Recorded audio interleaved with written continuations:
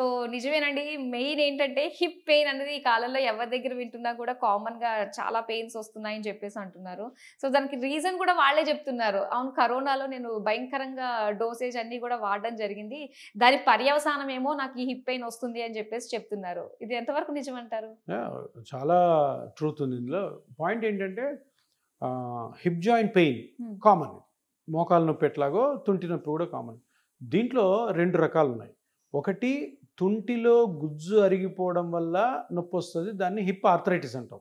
Hip osteoarthritis, మోకాళ్ళు గుజ్జు అరిగిపోయిందని. Okay. ఇప్పుడు కొత్తగా వచ్చిన ఒక ప్రాబ్లం ఏంటంటే ఏవాస్కులర్ నెక్రోసిస్ ఆఫ్ హిప్, అంటే AVN, avascular necrosis of the hip. ఇక్కడ ఏం జరుగుతుందంటే, ఇప్పుడు ఇది హిప్ జాయింట్, హ్మ్.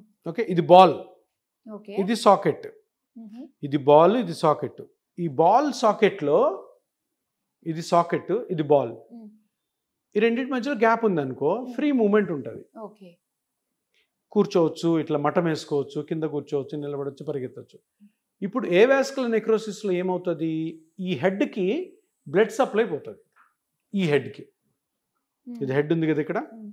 ఈ హెడ్కి బ్లడ్ సప్లై పోతుంది. ఎందువల్ల? కోవిడ్లో వాడిన స్టెరాయిడ్స్ వల్ల. ఓకే. ఈ హెడ్ పోయినప్పుడు ఈ హెడ్ కొలాప్స్ అయిపోతుంది.